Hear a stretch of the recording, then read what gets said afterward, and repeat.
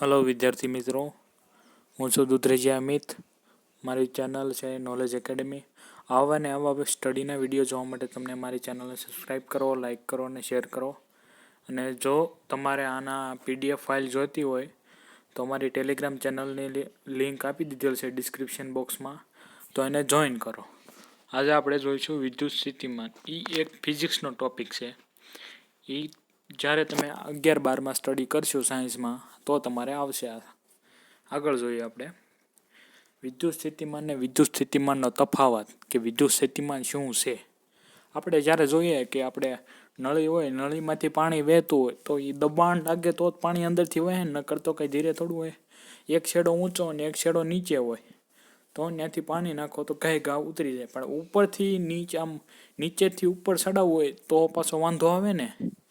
એટલે તે આવી જ રીતે આ વાયરિંગમાં થતું હોય છે. પણ આમાં જ્યારે આ નળીમાં પાણી વહેતું હોય ત્યારે આપણે દબાણ આપી, મોટરથી દબાણ આપી તો ફૂલ પાણી આવે છે, નકર ધીમું પડી જાય. આવી જ રીતે આ વાયરમાં હોય છે. વાયરમાં કેવું હોય કે ભાઈ, વાયરમાં છે ને જ્યારે આ વિદ્યુત ભારો પસાર થતા હોય ને, વિદ્યુત પસાર થતું હોય ને ત્યારે એમાં કાંઈ એવું ન હોય કે ભાઈ ગુરુત્વાકર્ષણ બળ લાગે ને કે ભાઈ નીચે બી આવે ને, એવું ન હોય. આમાં બેટરીનો એક કોષ અથવા બે કોષવાળી બેટરી ત્યાંને દબાણ આપવામાં આવે છે અને આ વિદ્યુત દબાણને વિદ્યુત સ્થિતિમાન કહેવામાં આવે છે. વિદ્યુત સ્થિતિમાન એ વિદ્યુત સ્થિતિમાનનો તફાવત ઉત્પન્ન થાય ને, કે જેમ કે આપણે પાણીના દબાણનો તફાવત ઉત્પન્ન થાય ને, કે આ સાઈડથી લાગતું દબાણ ને ઓલી સાઈડથી લાગતું દબાણ કેટલું છે ને બેનું માઇનસ કરીને જેમ તફાવત ઊભો થાય ને એને વિદ્યુત એને દબાણનો તફાવત કહે છે. આવી જ રીતે વાયરિંગમાં હોય, એ વાયરિંગમાં હોય ને એને વિદ્યુત સ્થિતિમાનનો દબાણનો તફાવત કહેવાય, વિદ્યુત દબાણનો તફાવત, અને એને વિદ્યુત સ્થિતિમાન કહેવાય છે. વિદ્યુત સ્થિતિમાનનો એકમ છે વોલ્ટ. એ ઇટાલીના વૈજ્ઞાનિક એલેક્ઝાન્ડર વોલ્ટાએ આપ્યું હતું, એના નામ ઉપરથી રાખવામાં આવ્યું છે. આ વિદ્યુત પ્રવાહધારિત વાહકમાં જો એક વિદ્યુત હોય તો આવું થાય. હવે આ જો તમે વિદ્યુતનું સૂત્ર જોઈ શકો છો, આ વિદ્યુતનું સૂત્ર છે એને અંડરલાઈન કરી નાખવાની, આને અને આને, આ બેને અંડરલાઈન કરી નાખવાની. આ V is equal two W/Q. Ready? V is equal two W/Q.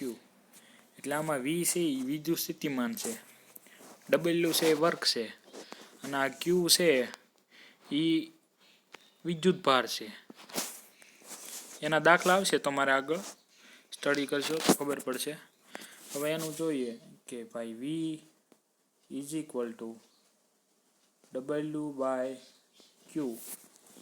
એટલે આ કાર્ય છે, આ વિદ્યુત ભાર છે અને આ વોલ્ટ છે. આપણને આ વિદ્યુત સ્થિતિમાનનો એકમ આપણને નથી ખબર અને આપણે શોધવો છે વિદ્યુત સ્થિતિમાનનો એકમ. તો હું કાર્યનો એકમ શું થાય? જૂલ થાય, જૂલ પ્રતિ. અને આ Qનો એકમ કેટલો થાય? કાલે જ કીધું હતું આપણે, કાલના લેક્ચરમાં, એને કુલમ C. એટલે આનો વિદ્યુત સ્થિતિમાનનો એકમ શું થયો? જૂલ પ્રતિ કુલમ. ઓકે, આ યાદ રાખવું. આપણે આગળ જોઈએ. કુલમ વિદ્યુત ભારને એક બિંદુથી બીજા બિંદુ સુધી લઈ જવા માટે કરવું પડતું કાર્ય 1 જૂલ હોય તો તે બિંદુને વિદ્યુત સ્થિતિમાનનો તફાવત 1 વોલ્ટ કહેવાય. આમાં જો તમને આપી દીધું છે 1 વોલ્ટ બરાબર 1 જૂલ પ્રતિ કુલમ, એટલે જૂલ પ્રતિ કુલમને વોટ પણ કહેવાય છે, વોલ્ટ. હવે વિદ્યુત સ્થિતિમાનનો તફાવત વોલ્ટ મીટર નામના ઉપકરણની મદદથી માપવામાં આવે છે. વિદ્યુત સ્થિતિમાનનો તફાવત હોય એ આપણે કેમ ઓલું વિદ્યુત પ્રવાહનો એકમ હતો તેને એમીટરથી માપતા હતા, આના તફાવતને વોલ્ટ મીટરથી માપવામાં આવે છે, વોલ્ટ મીટર. યાદ રાખજો. આ નીચે જો દાખલો આપી દીધેલો છે કે ભાઈ શું આપ્યું છે, 12 વોલ્ટ વિદ્યુત સ્થિતિમાનનો તફાવત ધરાવતા બે બિંદુઓ વચ્ચે 2 કુલમ વિદ્યુત ભારને લઈ જવા માટે કરવું પડતું કાર્ય. હવે સૂત્ર યાદ કરો, V is equal two W/Q. આ શું આપ્યું? 12 તમને શું આપ્યું? 12 તમને આ વોલ્ટ આપી દીધા છે. પછી 2 કુલમ એ તમને Q આપી દીધો છે. તમારે ગોતવાનું શું? કાર્ય W ને સૂત્રનો કરતા બનાવો, W બરાબર VQ. Q જો Qની જગ્યાએ તમને કદાચ પ્રવાહ અને સમય આપી દીધો હોય તો તમારે Q is equal to IT કરી નાખવાનું, એટલે વીઆઈટી થઈ ગયું. W is equal to VIT. ઉભો રહ્યો, આપણે આગળ જઈને સમજ. હા, W is equal to V Q થઈ ગયું. રેડી. વી તમને કેટલો આપ્યો હતો? 12, અને ઓલું 0.2 આપ્યો હતો, એટલે 12 દૂ 24, 2 પોર 4 જવાબ આવવો પડે. આપણે જોઈએ. સોરી, અહીંયા 0.2 નહીં, ખાલી 2 આપ્યું છે. W is equal to V ક્યુ. આ તમને 12 આપી દીધું, ગુણ્યા 2, એટલે 24 આન્સર આવશે. ઓકે, ઇઝી છે આવ દાખલા. આ તમને પરિપથની આકૃતિ આપેલી છે. બેટરી અથવા વિદ્યુત કોષોનું સંયોજનના બધા જોઈ લો.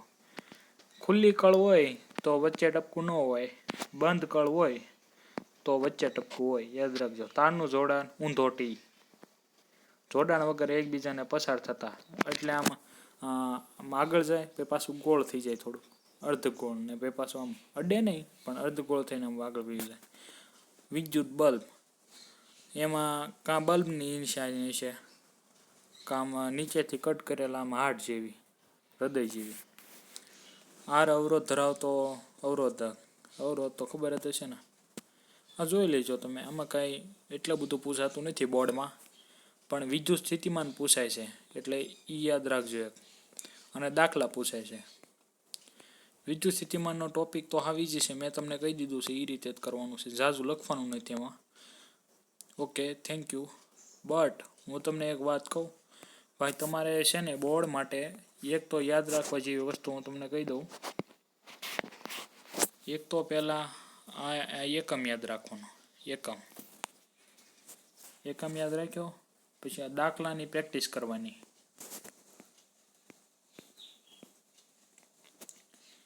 વિદ્યુત સ્થિતિમાન આ યાદ ન રાખો તો કાંઈ નહીં, મેં તમને આમાં બોલ્યો છું ને એટલું તમને સમજાઈ જાય, તો એ યાદ રાખવાની જરૂર છે. અને એક આ સૂત્ર, આ 2 સૂત્ર યાદ રાખવાના બસ.